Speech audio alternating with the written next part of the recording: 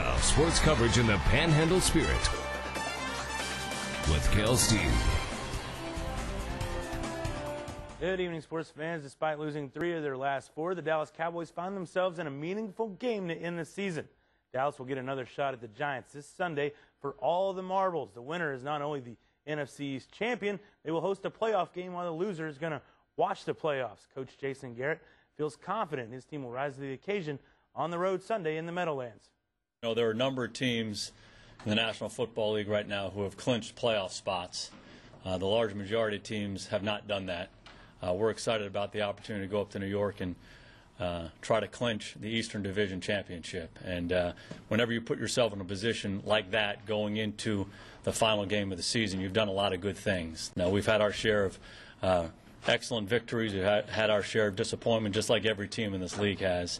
And one of the best things our team has done individually and collectively is we've played through the adversities and the successes that we've had and put ourselves in this position. We're excited about the opportunity.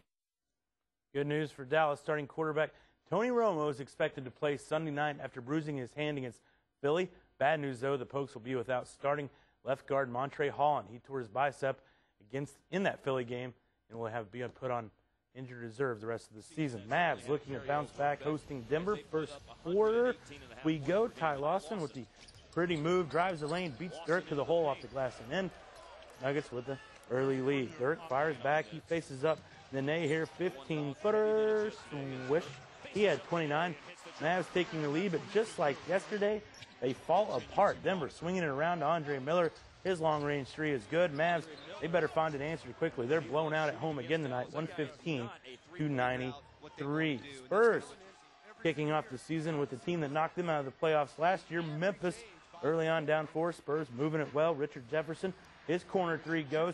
Spurs just down by 1. Then later off the screen, it's Manu doing what he does best, rain in threes. The raindrop three from about Austin, Texas is good.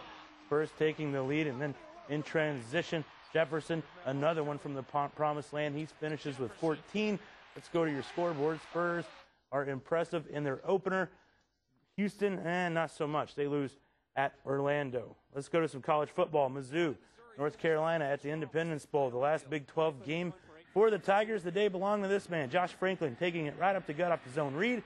He's in easily. Tigers taking over the lead. Second quarter, Franklin through the air this time. Gerald Jackson, the Tar Heels, forgetting to play defense. Mizzou up 31-10 at the break, and second half, more of the same. Franklin, the keeper, another score. He had 142 through the air, 132 on the ground, combining for 3 TDs. Mizzou wins 41-24, their last Big 12 game before moving to the SEC. And some final notes: the New Orleans Saints and Atlanta Falcons are still playing on Monday Night Football.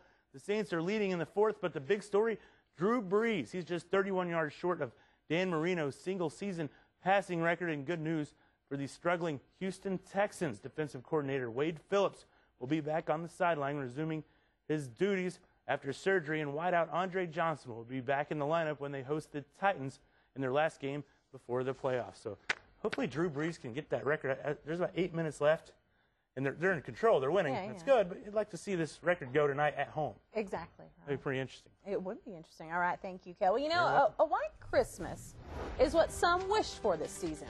See what one Idaho man did when Mother Nature decided not to deliver it. His story after the break.